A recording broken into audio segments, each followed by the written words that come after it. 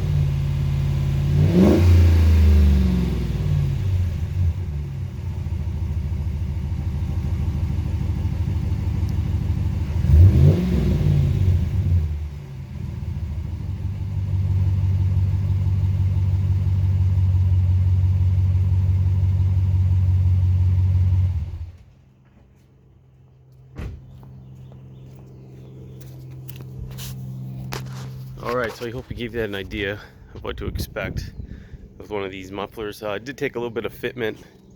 I still got to work with it a little bit. It's not exactly where I like it, but hope I gave you an idea of what these Borla mufflers sound like. And the truck is warm. It's been sitting for about an hour, but it is still kind of warm. So anyways, hope you liked the video, and see you next time.